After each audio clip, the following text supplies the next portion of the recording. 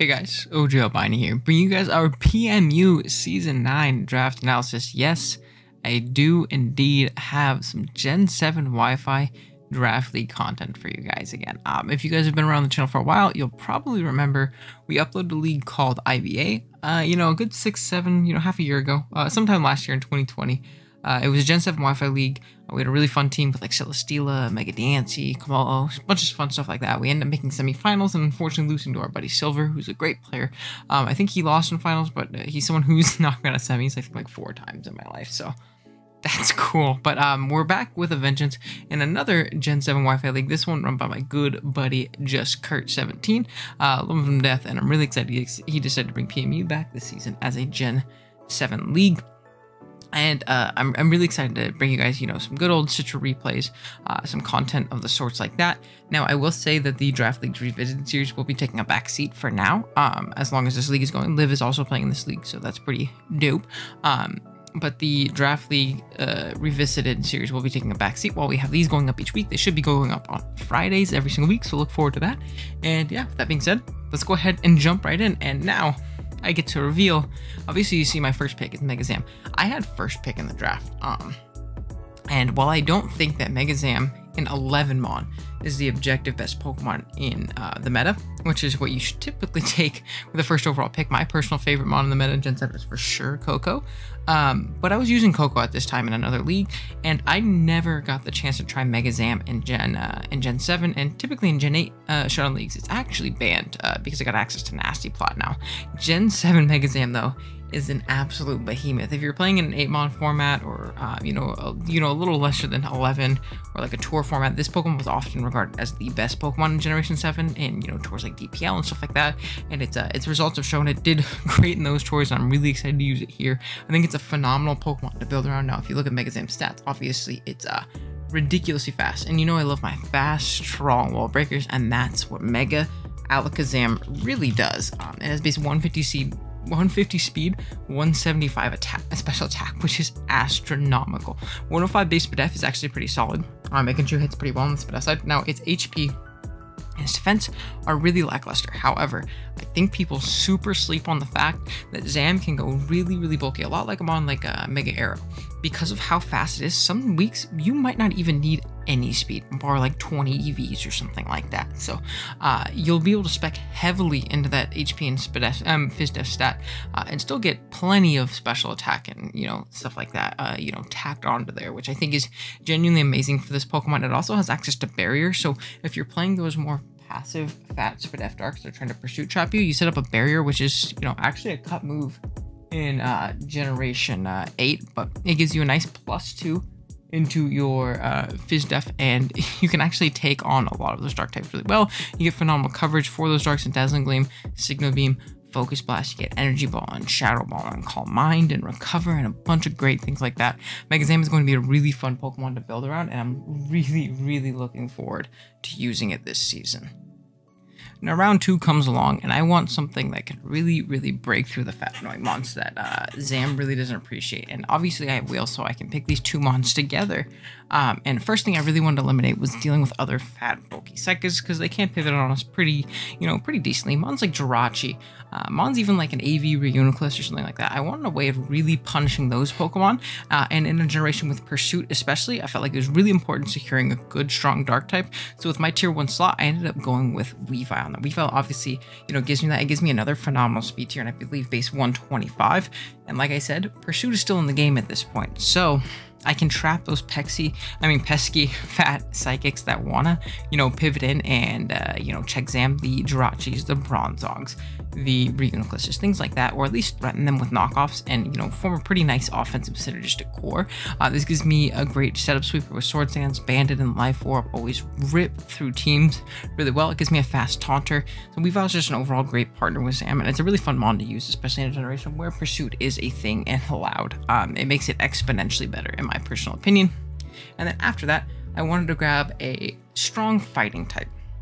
I wanted to grab a fighting type to break through those darks, to pivot in on those darks and really punish those Pokemon. So we're going to take an old IBA favorite, and we're going to draft Komo'o out of tier 2. Now, this is going to be our Z captain. We only get one Z captain this season, and I figured Komo'o was going to be the best Pokemon on our team to hold that slot. We can't run Komomium Z, the Omni boosting move. It's ridiculously broken and should never be allowed in draft.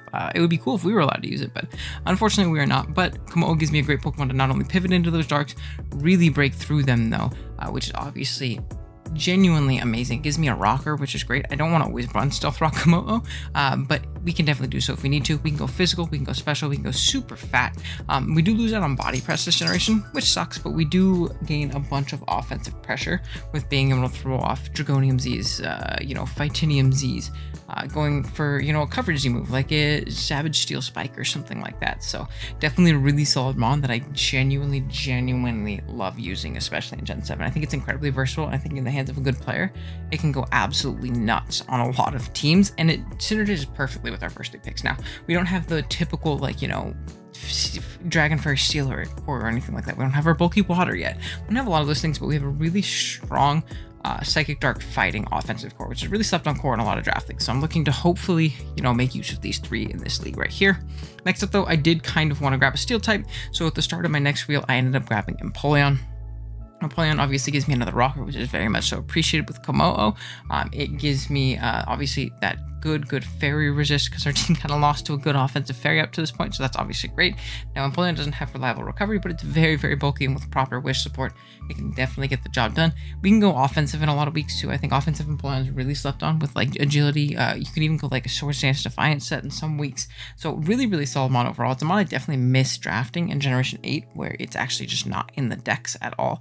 And I think it's really solid on this team overall. Being that fat fairy resist, being a good good primary rocker, honestly. It's probably gonna get rocks more than a Komo'o and stuff like that. So I figured Empo was great, and like I said, I really did want to have that that fairy type, that wish passer into Empoleon, into Komo'o when it's switching and taking those dark moves, things like that. So I wanted to kind of complete my Dragon Fairy Steel core, get that wish and passer and that cleric, and we ended up grabbing Florges. Round 5 Florges is a little bit early. Florges is, kind of consistently shit on by a lot of people, but I think it's great. I think in Gen 7 in particular is a little bit better because it can at least tech on a hidden power for those steals that infinitely wallet. But this mainly gives me that great Wish Passer and that great Cleric. It also gives us Defog along with Empoleon. I forgot to mention that Empoleon got Defog, so that's 2 forms of removal, which is great for our Weavile that's weak to rocks. Great for Zam if it's, needs to stay at a certain amount of health to not die to X Scarf move or X Priority move and stuff like that. So we'll definitely take that. And it's mainly here to support things like Empo and Komo'o and the rest of our defensive core that we end up getting a little bit later on. I actually see Floyd just being a really important member to our success this season, and just being able to help us keep the rest of our team healthy to where we can chip things down for Big Zammer to come in and clean up in the end game. Next up, we have Piloswine. I grabbed Piloswine at the start of my next wheel because I needed a ground type. I wanted yet another rocker. I want rocks on rocks on rocks so that Komo'o doesn't have to run it. It gives me an electric immunity / resist, and I thought it was really solid for the team overall. I love tier 4 Piloswine. I think it's a very reliable Pokemon.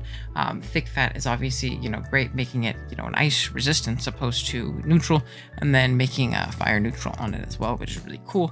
We can go Oblivious in some weeks. While it doesn't block Intimidate in this gen, it does, in fact, It does, in fact, keep us from getting taunted or something like that if we really need a rocks up in some games. So I wanted that reliable rocker. I wanted a good ground type, and I figured Piloswine fit perfectly.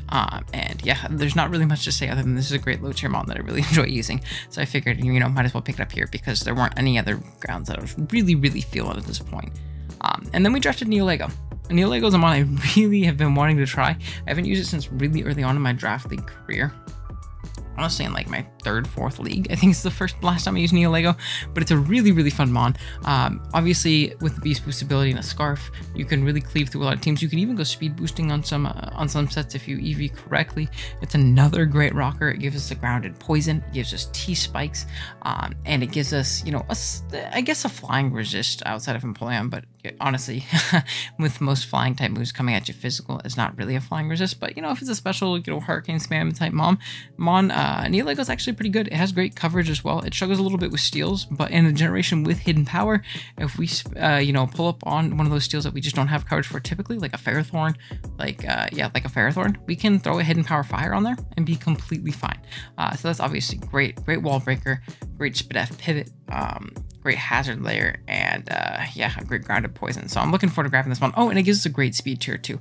If you look at our team at this point, it was really fast in Megazam Weavile, and then it dropped all the way to Komodo. So this kind of bridges the gap a little bit. It gives us a Pokemon around base 100. I still do need something around 110 just to kind of fill that gap between Weavile and Neolego now. But other than that, our speed tiers are actually looking a lot better than they previously were, which is great.